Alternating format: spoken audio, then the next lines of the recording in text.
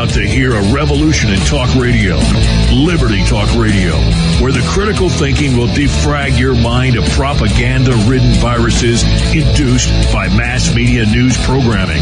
No BS here, just the facts. And now we present to you America's quintessential iconoclastic anomaly. Wow. In talk radio, your host, Joe Cristiano. Welcome, everyone, to our special edition of Liberty Talk Radio. Today, we are pleased to have as our guest Austin Green, who will be joining us in just a few moments, but also will have on air with us and remote from our studio, James Perloff, the author of several books, including Truth is a Lonely Warrior and Shadow of Power. He wrote most of the content, or from you, we want to know what your comments are, your opinions, and whatever. Please call anytime. We'll put you on the air. If you do call, you need to press the one button so we know that you want to be on the air, because we have a bank of callers, but not everyone wants to ask a question. We hope you do. We look forward to hearing from you. And right now, we have with us, I guess we have on the air right now, there he is, James Perloff. James, thank you so much for being on our program. Oh, thank you, Joe. And by the way, I found those call-in instructions kind of confusing. I hope you don't leave all your listeners addled. I'm just joking. Oh, and I thought we were perfect. Isn't that amazing when you find out you're just not perfect? New number, remember to push the one, and well, I don't know if this generation, they can't always remember to press put it. I know. We have to simplify it even greater. Well, James, you have a very, very long and interesting history behind what is truly occurring behind the scenes. And if we want to take an overall view, not so much of the film itself, but of our government, we find that there are two fractions.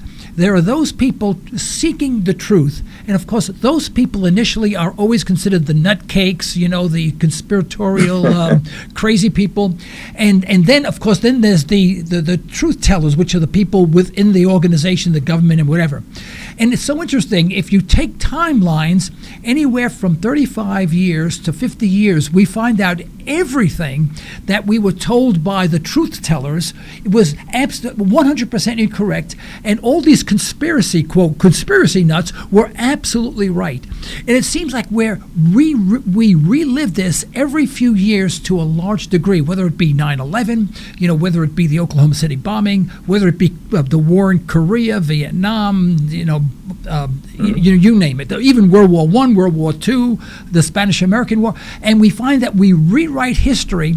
And since all the people who profited by lying are dead, so now we can talk about it honestly. And it seems like, no, do it truthfully. Let's be honest. And please tell me if I'm wrong, because this is the way I see it from a broad sense. And it looks to me, now I viewed the unfinished cut of ShadowRing, and it seems like I'm reliving this over again, only the content is slightly different. May I have your comments on that? Well, yes, there is this great dichotomy between mainstream media, which we know is owned today by 6 giant corporations, and that over 90% of it. In fact, why don't we just name them? It's Time Warner and Walt Disney and Viacom, News Corp, CBS Corp, and NBC International. When you look at any major mainstream outlet, chances are they're owned by them. And I always like to point out that the boss calls the shots. And so that's true in any business. It's true in media. And they don't allow a viewpoint that goes outside the establishment's framework, their explanation of events. And so they want to ask, isn't it strange that Obama wanted to make war against Assad in Syria and support the rebels there, and 1 year later he wants to make war against the same rebels he wanted to support the year before? The first chapter of my book, Truth is a Lonely Warrior, is called 6 Wars, and it's about deceptions that have brought us into war, going back to the Spanish-American. And that's really how we started this movie as well, as with the false flags that have brought us into wars, because there has been deception. But as you point out, in every generation there were truth tellers. At Pearl Harbor there were truth tellers. Captain Lawrence Safford of Radio Naval Intelligence was there trying to tell people that the government knew about the attack on Pearl Harbor, as was Admiral Kimmel, the fleet commander of Pearl Harbor, and General Walter Short, and so forth. But these men were suppressed in mainstream media. You've always got to look behind the headlines and look to in the old days, the truth movement was the small book presses. Today, it's mostly on the internet. Yep. I guess probably the worst book I ever read, I mean, it was the most informative book, but it depressed the heck out of me, was the book written about World War II, and I'm struggling for the name, the title of the book. Deceit, The Day of Deceit. Mm-hmm. And I remember so much of that book, unfortunately, because it haunts me as like a ghost. And the last sentence was 2 words in that book. I don't forget. And it's exactly these 2 words: we knew, period. And when I read those 2 words after reading that book, I got chills, and I literally felt sick inside, because the book is about 40% documentation, government documentation on what actually occurred. And yet, we've got to be the most naive culture in the world, because we will believe Mickey Mouse before we believe people who are who have researched but have an opposing point of view. Anyway, and Austin Green's here. Austin, thank you very much for joining us. Hello, it's great to be here. How are you? Okay, I guess traffic was pretty bad out there, right? It was horrible today. I don't know what's going on. Right. Well, you always ride around in an ambulance. You turn the light on, and the siren, and they let you through. That's all. That's what I do. Okay, very good. Well, we were just warming up, and we were just talking about, over the years, it seems in contemporary times, anyone who brings up an opposing point of view, of course, is a conspiracy nut, a conspiratorial nutcake, and of course, the lie is always the truth. But then as time goes by, and the time span, if you study this over years, between 35 and 50 years is a general timeline where the truth will actually come out, even from the people who before lied will say, well, that's not really what happened, because it's far enough away. And of course, we talk about everything from the Lusitania to Vietnam and you name it, and you know them better than I do. Anyway, but here we are now. You guys have produced a film, or Austin, you produced a film, and I guess much of the content is derived from James himself, from his knowledge, and so here we are again. I have before me 2 nutcakes that are conspiratorial, wackos, and of course, if I want to get my head straight, first thing I'll do is I'll go home and put on NBC to find out what's really going on. Now, but it seems we play this game constantly. When is it going to end? And how do we, I guess my frustration, how do we take a movie such as ShadowRing, which is critical for everyone to view, it's critical for everyone to critique, to think about, and to look into, and to verify for themselves. Every single American, not only American, everyone around the world. Let me broaden out, because everyone is affected by what happens in the United States. Now, how do we go from where we are, the traditional pattern of things, and how do we change that so that this movie is mainstream for people, and then everyone else rejects all the garbage that they're listening to? Please help me before I go stark raving mad, because I'm almost there. Well, I mean, I don't know about from James' perspective, but from my perspective, we're already on the path of things moving in that direction already. When you look at the number of people who watch our films now, who are more accepting of this information, when we first started this, we really were called nutcases and lunatics. But now 5 years into our particular path here, we've noticed a tremendous turnaround in the overall attitude of people who watch this material and who are interested in finding out more about it. When we work with someone like James, whose research is impeccable, we can't help but do an excellent job. And so I just really encourage everybody to, give this film a chance, even though it may seem like it's the same old thing. It really isn't. It goes much deeper than anybody else really goes normally. And that is a testament to the amazing people we've had working on this film. So. James, do you have any comments on this subject? Well, it's very true that through social media and the internet, there are people waking up. Just a reference to the frustration you were expressing before. More and more people are starting to question what our government is doing and started finding out the truth. I myself, even though I wrote The Shadows of Power back in 1988, which was pre-internet, I have learned so much since then. I've been able to access materials from around the world that would have been inaccessible, materials that normally you might have had to go to a research library in Europe. You can now get on the internet, and information is spreading fast. And I believe the internet was really developed as a surveillance tool with the attractive shopping opportunities and so forth available to us. I don't think the establishment really anticipated that people were as smart as they are and that they would wake up the way they have. So I am very hopeful that we can start to turn the tide, and we are seeing it turn. Just as the tide, when it would go from low to high tide, see that tide start to turn, and eventually it goes full swing for you. Yeah. Well, 30 years ago, if someone told me that someday in the future I would ignore mainstream television, the ABC, NBC, CBS, and ignore it entirely, and gravitate toward foreign news broadcasts, including Russian television, I would have said you are out of your mind, go and sober up or something like that, or, go through a detox program. You're a sick person. And that is exactly what I do today. And understanding that when the Russian television talks about World War II, they may be giving you facts, but they don't tell you that Stalin killed 3 times the number of people that Hitler did. So you have to temper that a little bit. But It's interesting. Those people, for example, my compadre, we lived on the same block together, Gerald Salente. He did Hone Avenue in the Bronx. You kidding me? Forget about it. That type of stuff. Anyway, I listen to him every day, and I got to give him a call. But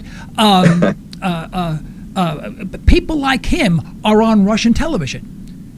Now, no one can say that this guy's a nutcake and he has no idea what he's talking about. He's the most world-famous trends forecaster. And there are others. There's the Max Kaisers of this world. And, of course, the one that I really am in love with is Stacey Herbert, his sidekick, But these people are knowledgeable. They're not anti-American at all. They are anti-collusion, anti-bank cartel people who are exposing that will not be given 1 hour. Even Peter Schiff now, for most part, is being shunned by mainstream television, and all he's doing is saying, "Hey guys, we really have a problem here. Everything is not as nice as we are portraying it," and now they won't put him on the air. Anyway, I'm sorry for diatribing, but this is my favorite subject that I diatribe on every day. So anyway, good diatribe. Now,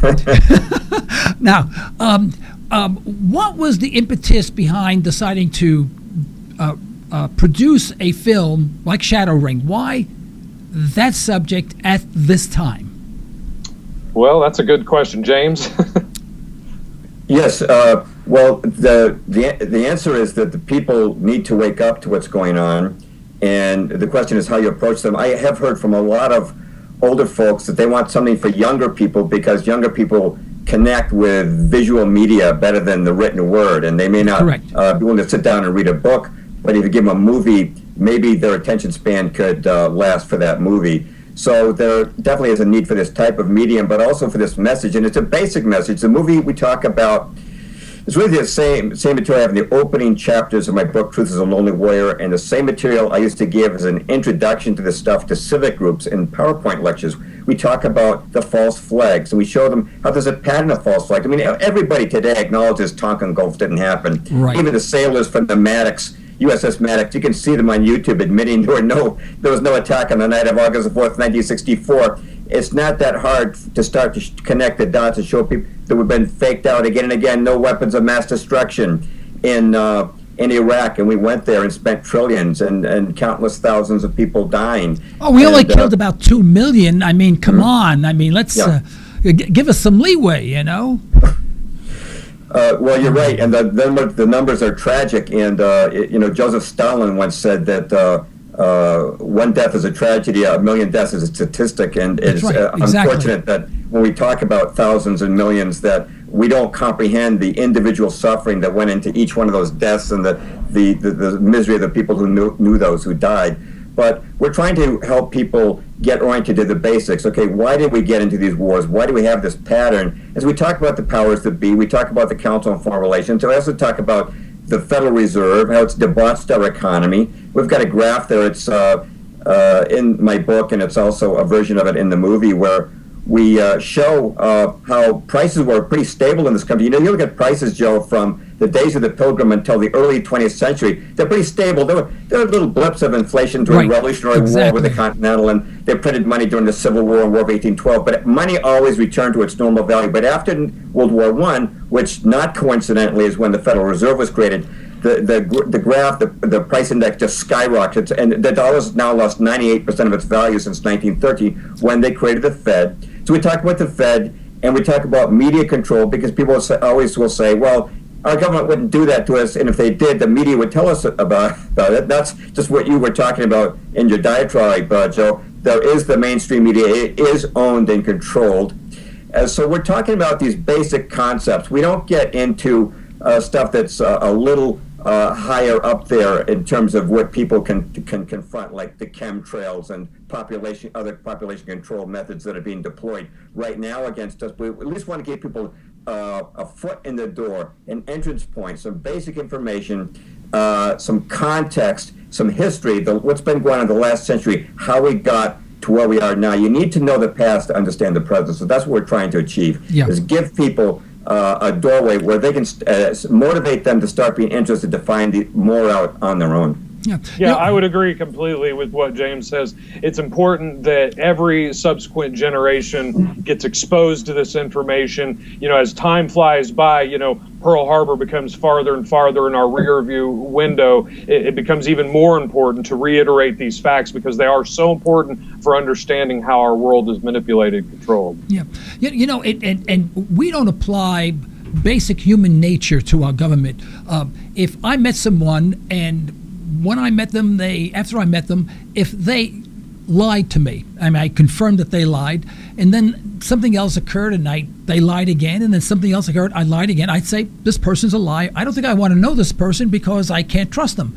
But yet our government can lie over and over and over and 100 times, 1,000 times over, and yet we keep on going to the government for advice or for knowledge. And I want to, like, you know, run down the street screaming, saying, we got a problem, Houston. And it's like everyone's so close-minded. And when you say this again, then you're a nutcase, because you're a conspiratorial person. You're a, untrustworthy, whatever the names are. They give you all sorts of names. But yet we don't apply these same human characteristics or attributes to our own people in office that should be, displaying or practicing the basic human behavior. And yet we keep on going back. Help. Yeah, I know we're in that situation of helplessness now, where they're literally just running with the ball. We have no chance of catching up with them. At least that's what they want us to believe.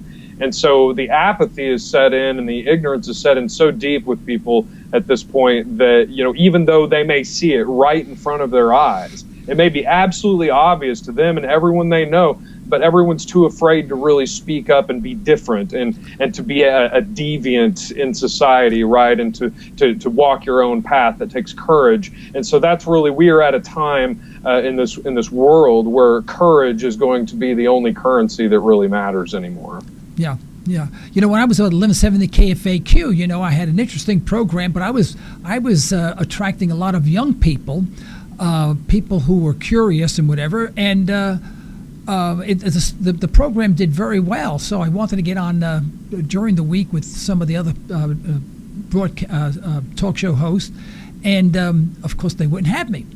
And I said, why not? Well, because you're a nut. You're crazy. They didn't say that, but they just wouldn't have me because I was not a pure neocon. I didn't follow, I wasn't in lockstep with everyone else.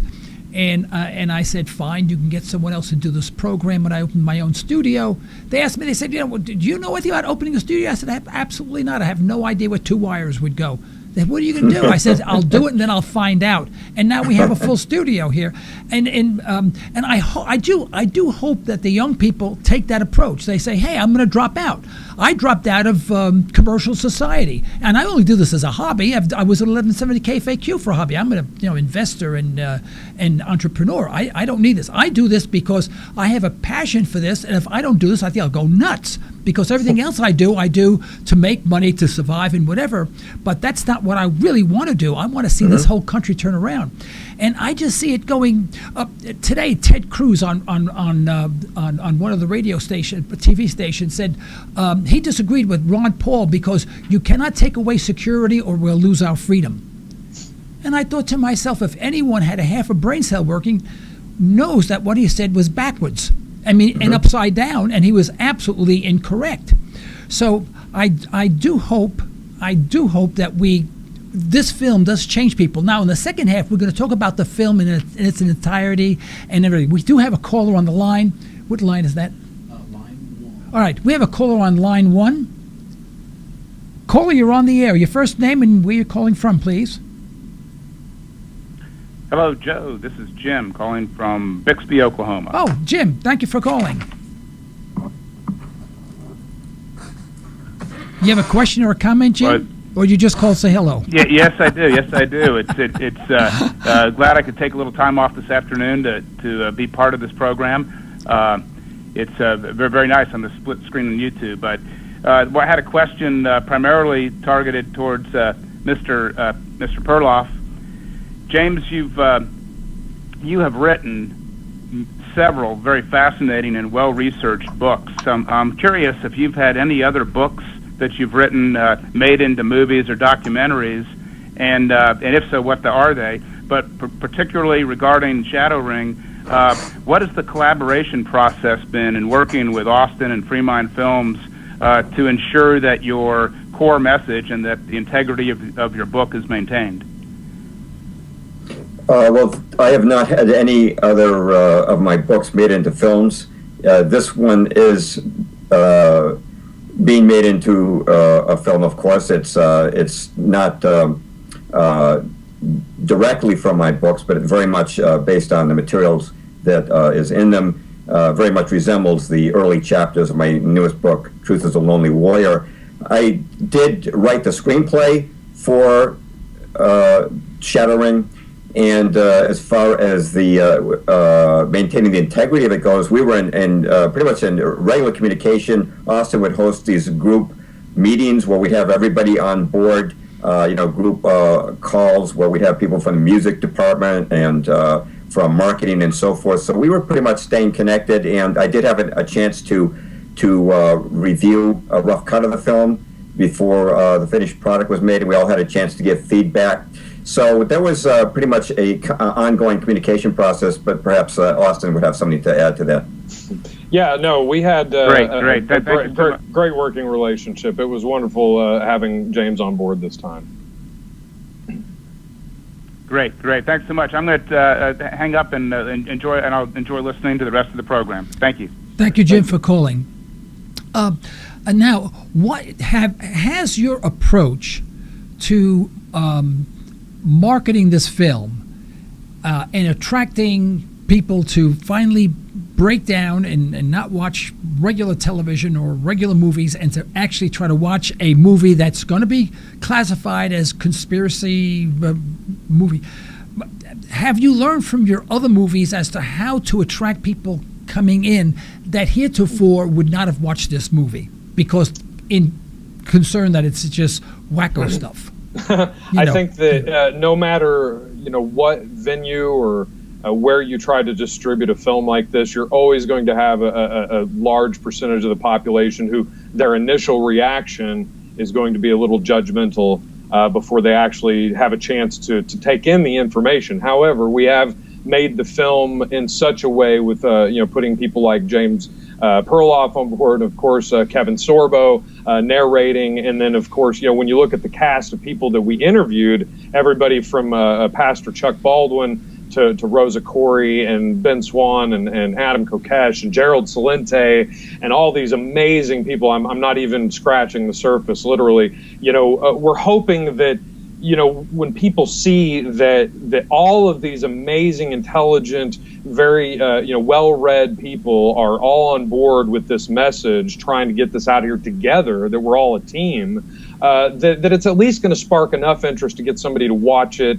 at least part of the way through. And I think once you get through the first sections on the false flags, it becomes painfully obvious that you have to watch the rest of the film and see what else everyone else they have to say, because it's so in depth and it's so deep to the heart of the matter. We really just cut through it. And I think that the younger generation that we're trying to bring in, older generation, they've seen this stuff for a long time, and it's not that they're not in need of information, but a lot of times they already have read a lot of this stuff and they already have some of the information. And so, we wanted to make something that was a little more accessible to a younger audience, and the hopes that maybe through getting at places like Netflix and places like the new HBO Now platform and all the new video on demand platforms that are springing up everywhere, this is the new way that the younger generation consumes media. That is the direction we're going. Now, we do have DVDs available. You can go to ShadowRingMovie.com and pre-order your copy today. In fact, I just got them a little bit ago. I looked at them. They look amazing. So we actually physically have them in hand now. Those will be shipping out at the end of this week. And so, yes, DVDs are important, but we're going to go all digital. We're going to make this to where people can go to their favorite person like Gerald Celente or Ben Swan or Adam Kokesh and go to their website and literally watch this film directly from their website as well. So. Well, I am so disappointed that you didn't put me and Gerald Celente in the same room. That would have been great. That would have been great, but it would have been a comedy sketch, Yeah, right. I would have done, I think I would have slipped in and done one of my imitations of, what's his name? I can't remember.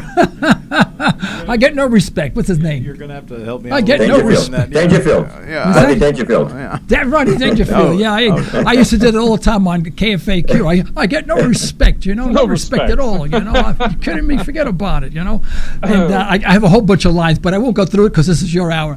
Anyway, what type of, have you done any research, or was it necessary to do any research to determine whether or not you were going to draw, what type of people you were going to draw in, and how you going to mark the film to attract this audience coming in, and how did that differ from your prior films? Well, we looked at, like you said, our prior films and who we had in the previous films. We didn't want to repeat ourselves too much because we feel like there's so many great speakers and lecturers and researchers and investigative journalists out there that really have a lot more to bring than even the people that we've had in our previous films. That's not to take away from anybody who's been in our previous films, but we wanted to give these other people a chance to say their piece on these subjects as well. And a lot of these people don't necessarily, it's not their area of expertise, but whenever we're looking at the manipulation and just the general way that freedom is destroyed through the actions of people like this, that James has so brilliantly proven to us through his research that this is what they're doing, well, then we also have to let these people tell us how this is affecting our modern world and what we're doing today. And so it really gives it a modern spin on the history of how we've gotten to where we're at now. Yeah. There are about a dozen people that you interview. I saw the film, but I didn't count. How many people did you actually interview individually? It was in the neighborhood of 18 to 20. 18. Oh my goodness! All right, now, how did you start with a population of 50 or 100 or and how did it never? I mean, how did you choose? Yeah, it started out with a list. I think it was about double that many, and we obviously couldn't get everybody we wanted. There were some people that we couldn't get. And then some people stepped in at the last minute that we were really amazed. People like Ben Swan and Rosa Corey that stepped up and really have made the film much better, I think. And so we really played it by ear, and we looked at the material. James had provided us a list of questions and things that we could ask people that were tied in with the script material. And then, of course, we would talk to them on the phone ahead of time and say, would you be comfortable talking about these subjects? Someone like Aaron Dykes, who just did a tremendous job helping James Perloff in the film dive into the history of things, is very well read on these subjects. And so we kind of picked and choose based on their individual areas of expertise. We've got a gentleman named Mark Passio in the film that really goes more into the psychology of things, the cultural implications, and so no one's really stepping on each other's toes, and that's really important in the film, that we get a very broad perspective. Yeah, it is quite diverse from what I recall in watching the film, so it did hold my interest. I'd like to take a break right now. It's about 1:30, and we will take a break for about a minute and a half or so. If you guys could just hold on if you can, and we'll come right back to you, please. Thank you. You're listening to Liberty Talk Radio. Political talk derived from a historical perspective. Not always palatable, but good food for thought. Pure libertarian talk with host Joe Cristiano. LibertyTalkRadio.com.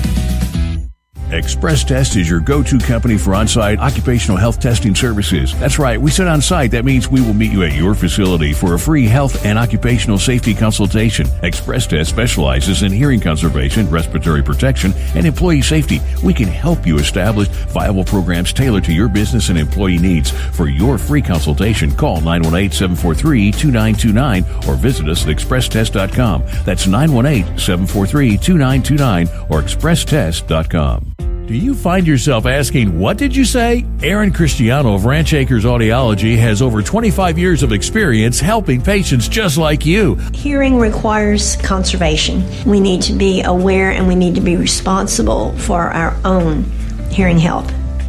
Understand more with a little help from Ranch Acres Audiology. Call 918-749-7711. That's 918-749-7711 to learn more. We'd like to thank attorney Constance Squires for her support of Liberty Talk Radio. If you want a comprehensive way to affordably avoid legal issues, call Constance Squires. For a free consultation, call 918-254-9283 or go online at isthyWillDone.com. Steve Harden of the Harden Insurance Agency has over 30 years of experience designing family insurance protection, including retirement planning. Call 918-488-0024 or go to hardenagency.com and request a free in-depth estate and retirement evaluation. We look forward to earning your trust and helping you meet your life goals. This isn't your typical talk radio show. This is Liberty Talk Radio. Welcome back, everyone. This is Joe Cristiano. I'm your host for Liberty Talk Radio. And today we have with us two guests, James Perloff, and who provided most of the content for the film ShadowRing, and the CEO and president of Free Mind Films, which produced ShadowRing. We have Austin Green with us. And we've been on the air for about a half hour discussing various subjects around this film.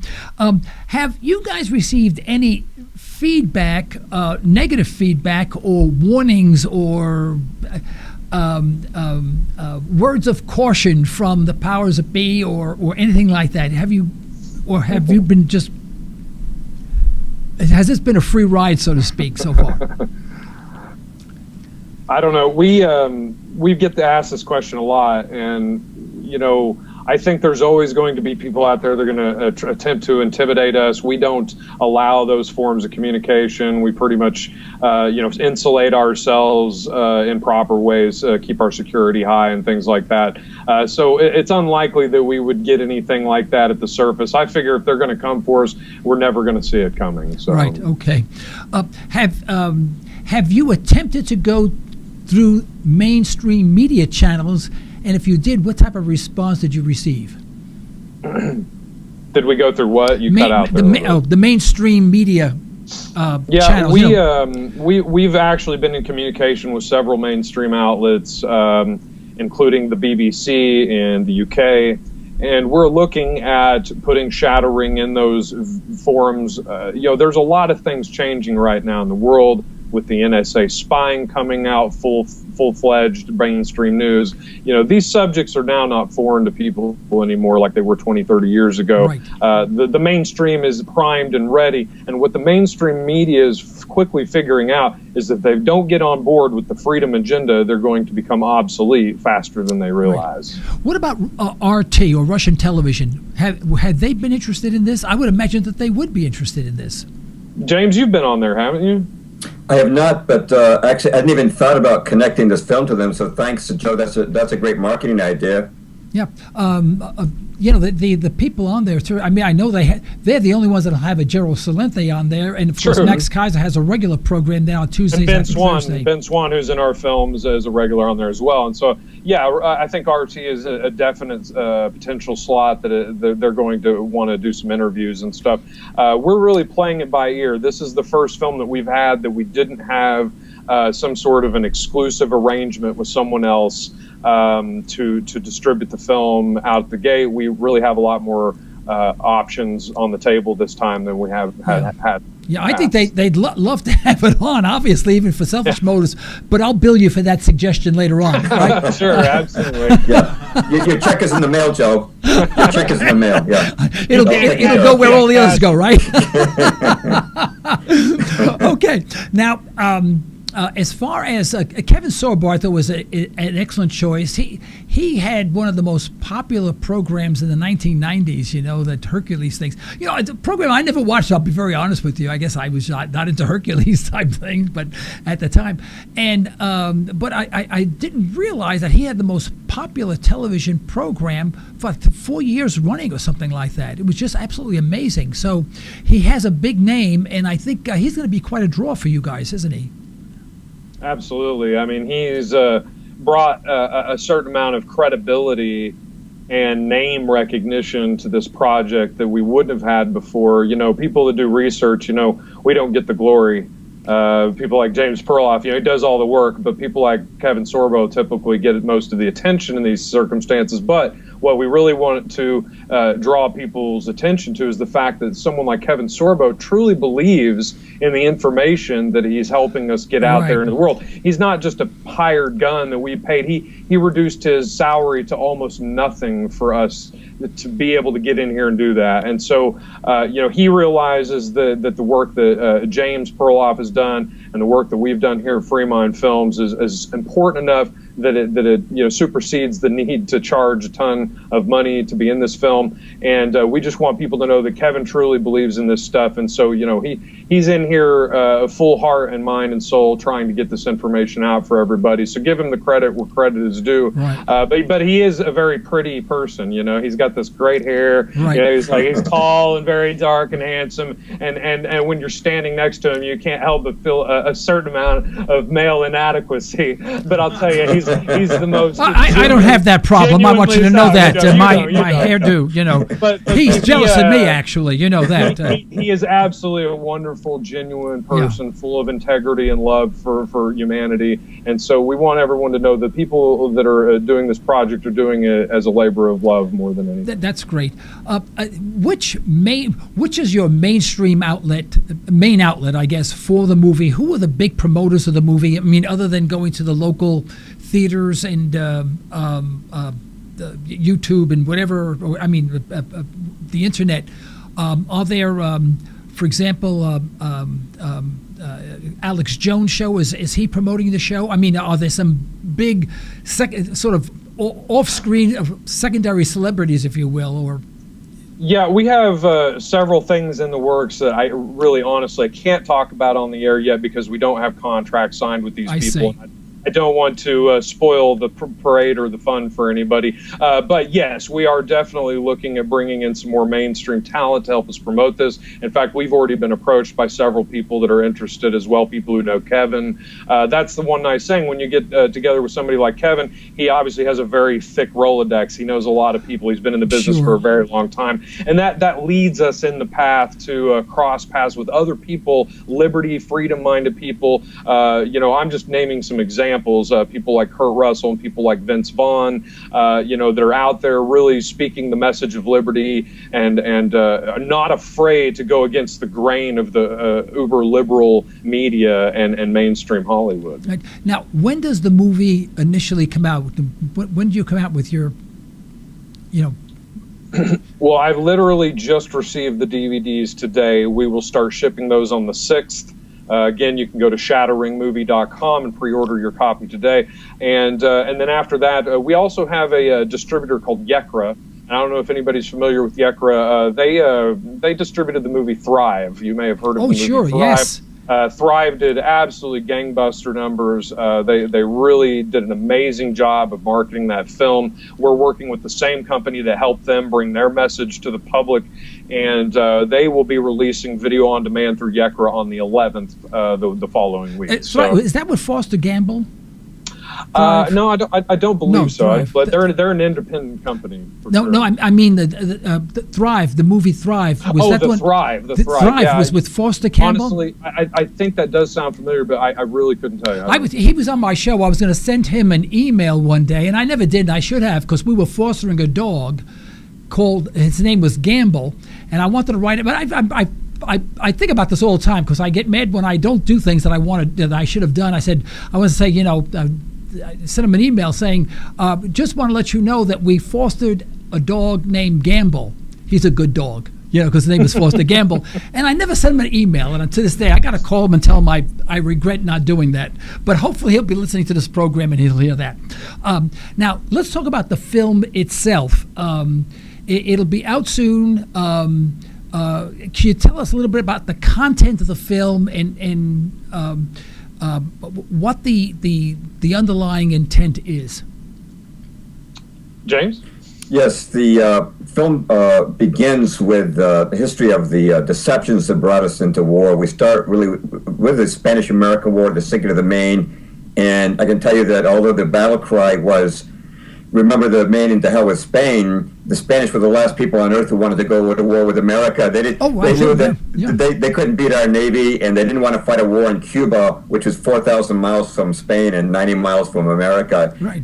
You bring it up to the Lusitania, which we just had the 100th anniversary of that. I've done quite a few broadcasts on that, but that was definitely set up by Winston Churchill, who was then head of the British Admiralty. Lusitania, loaded with munitions. Ship went down in 18 minutes after being struck by a single torpedo, blamed on the inhumanity of the Germans, who were simply trying to reciprocate the munitions blockade and commercial blockade that the Royal Navy was doing to them, not allowing any ships to pass into Germany, which starved 700,000 people.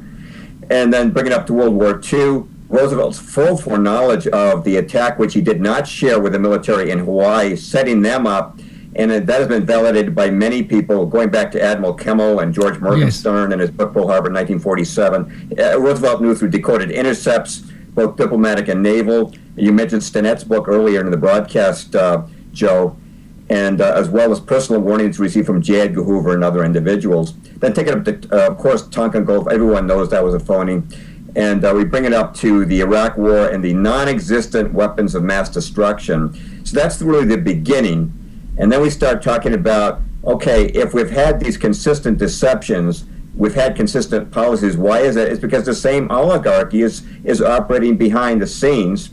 In fact, we have Kevin quote Ferdinand Lundberg in his book 60s Families, America's 60 Flames, written in 1937. Now, remember, this is almost 80 years ago. Lundberg wrote this. He said, the United States is owned and dominated by a hierarchy of its richest families.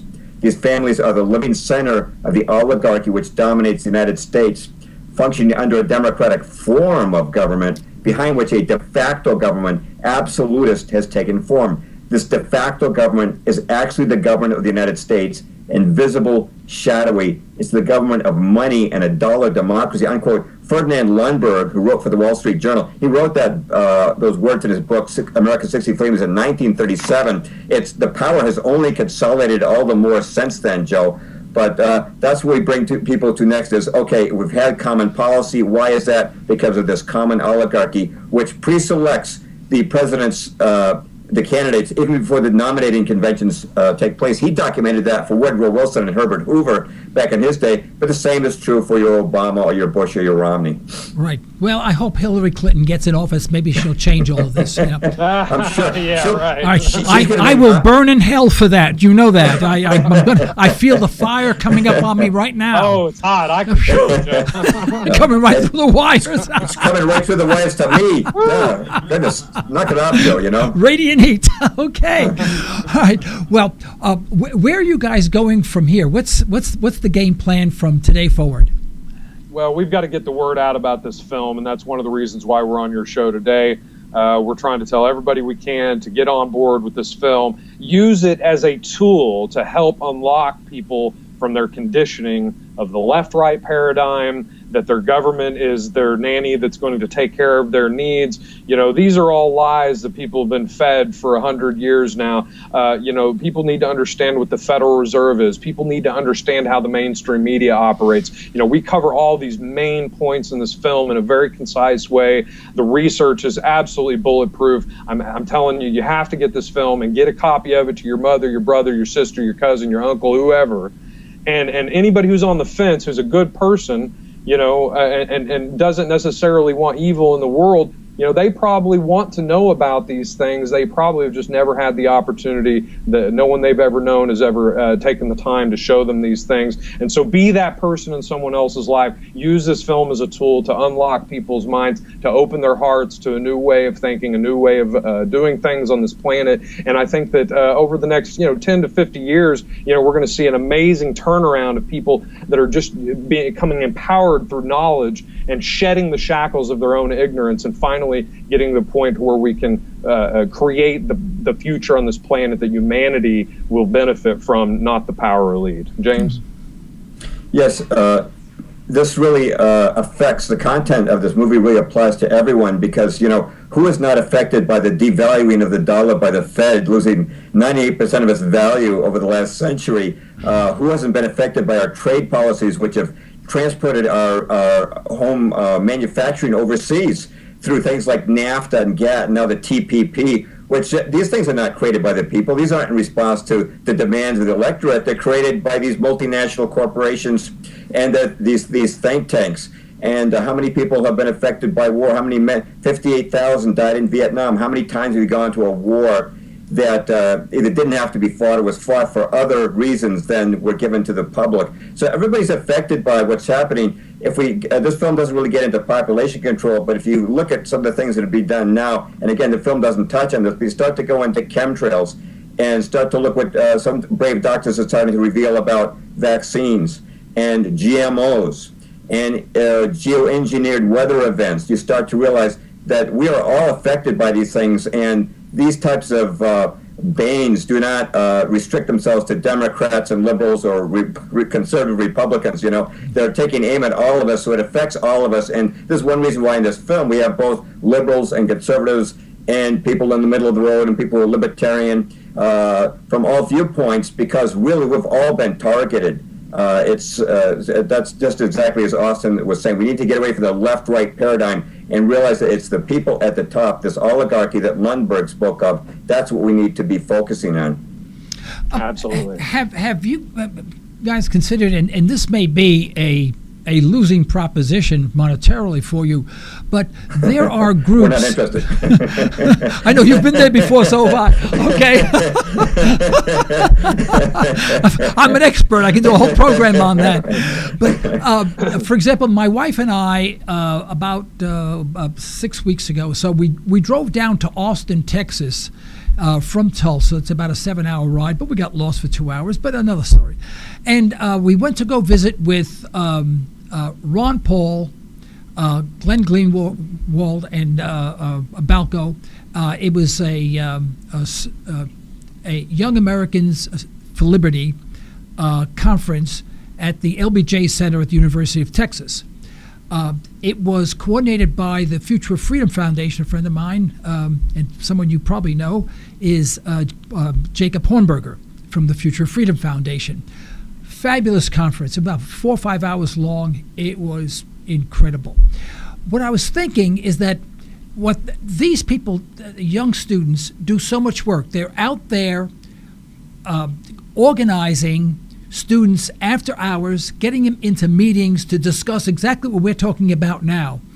Do you have any plan to provide them with a copy of this film, so one of their meetings they can show this and then maybe sell them, or again, the marketing part I would not be, I couldn't suggest, but to get them to be intermediaries for you. Now there's the Young Americans for Liberty, and then on the East Coast or the Deep South, there's the Students for Liberty. And we've had people on this program that represented both of those organizations. They are articulate and they are very knowledgeable. Have you done anything in that regard or thought about that?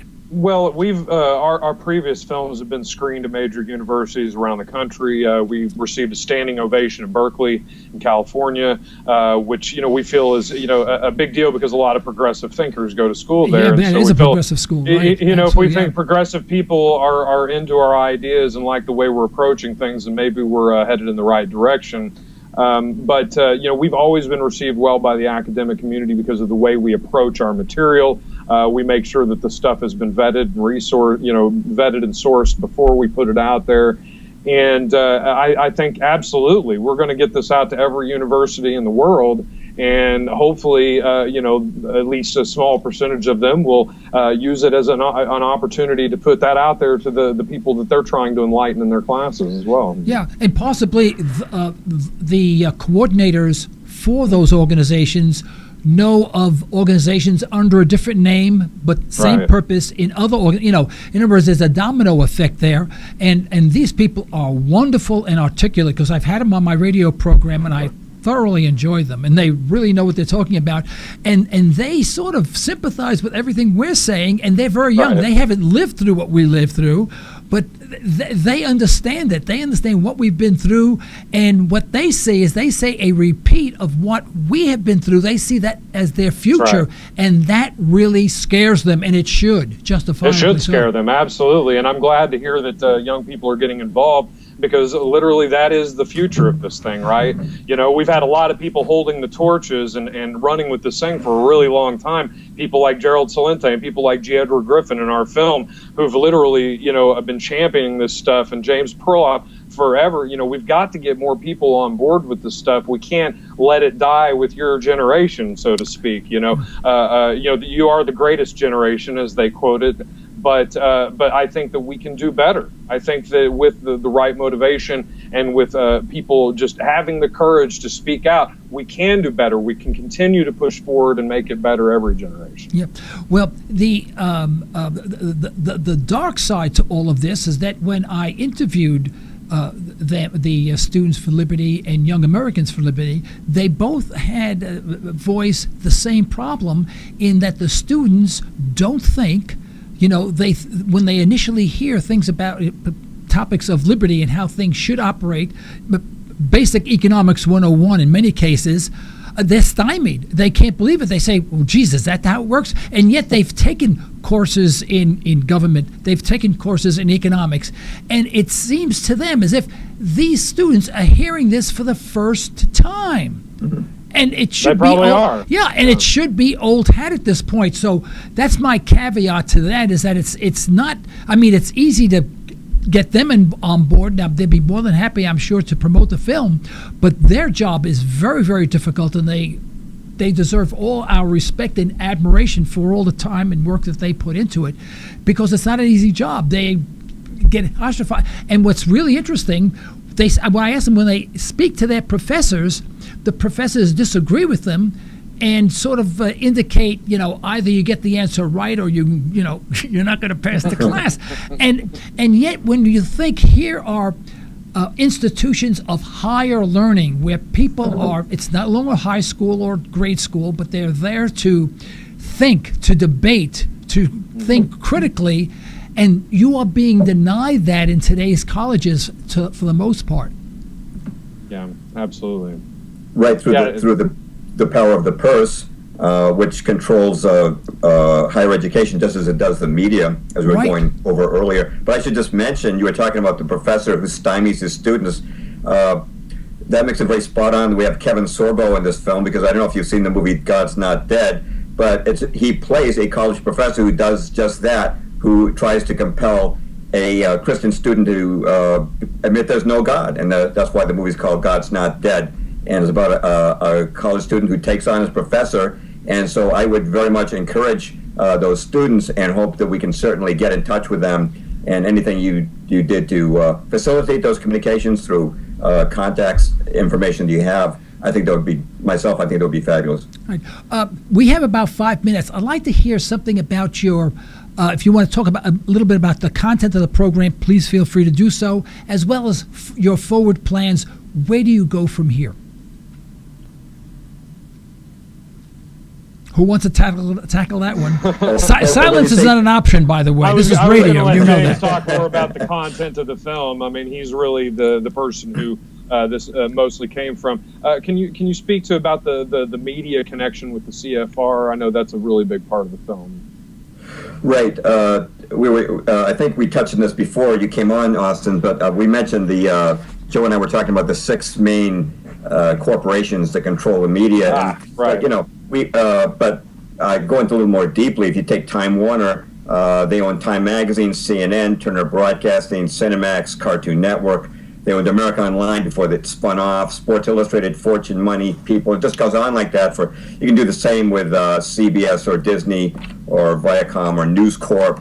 And so that's why people don't hear the truth, is because, as we were saying at the top, Joe, the boss calls the shot, in this case, the corporate owners of the media, and people think they get diversity because there's so many media outlets. They turn on their cable TV. Wow, I've got 200 stations, but they're all saying the same thing. Why is that? Because they've got the same owner. As you flip from station to station, it's the same owner. And even if it's not the exact same corporation, the philosophy and viewpoint is the same. They've still got the membership in the CFR. We could go over that. Just to give some examples, if you took Fox, Rupert Murdoch owns Fox's Council on Foreign Relations, or the chairman and CEO of Fox News, Roger Ailes. You go to CNN, Jeffrey Bewkes, the president of Time Warner.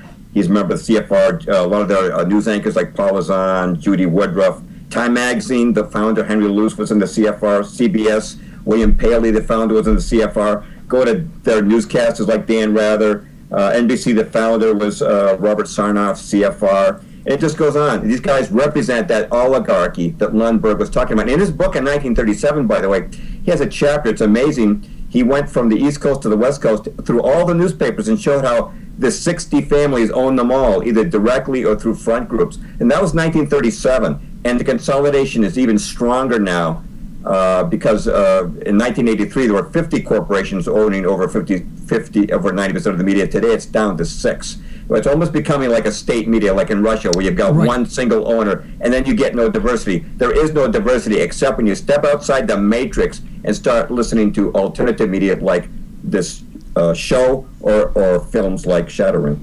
Right. That's exactly right. And these people say, what's the big deal about everybody being a member of the CFR? Most people don't know what the CFR is, but if you read what the CFR is about, what they believe in ideologically, you come to realize these people are globalists who want a global government. They want a centralized system of power to control the entire planet, and they're setting that up right now. And so they've got their media mouthpieces out there basically promoting this. They've got people, major universities promoting this, telling everybody that global government is the cure to a world of war. But really all it's going to do is set up an unrestrained tyranny and allow these people to have their way with us. Truly. It's interesting. Many times when I have watched a news broadcast and they introduce someone representing the Council of Foreign Relations, it's more often than not a very young, very neatly dressed young girl, a woman, and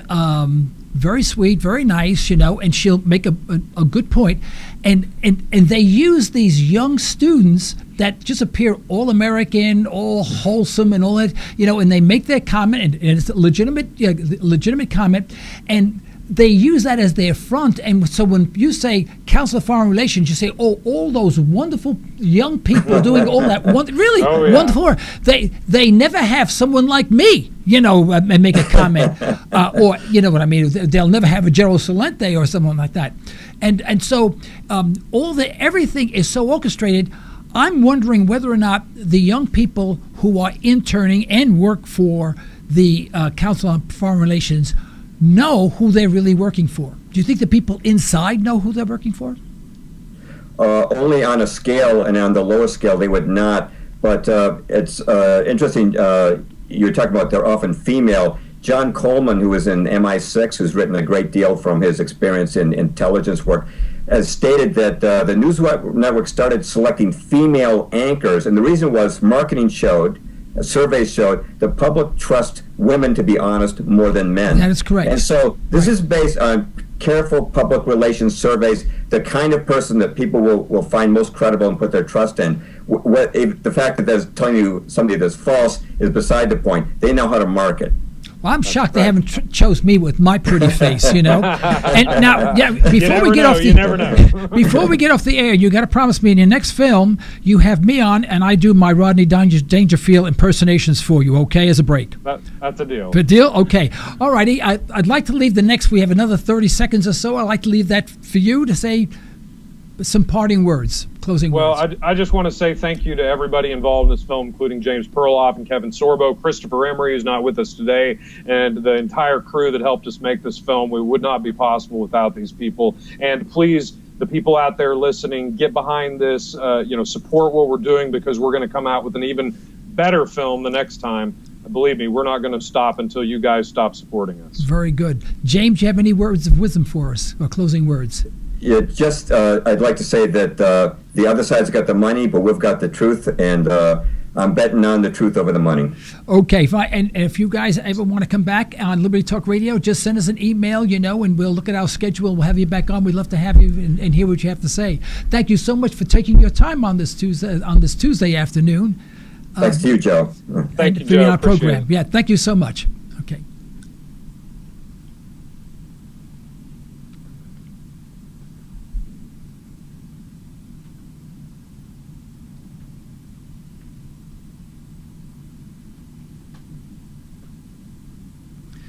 Folks, this is the end of today's program. We'd like to thank our sponsors for the financial support, and we'd like to thank you for listening in. You can further the cause of liberty by recommending this program to your friends, but let us hear from you. Our email address is comments@libertytalkradio.com. Remember, you're either allowing your liberties to be taken away or you're striving to protect them. Unfortunately, there is no middle ground. Until next time, this is Joe Cristiano. You've been listening to Liberty Talk Radio. Stay well, stay tuned.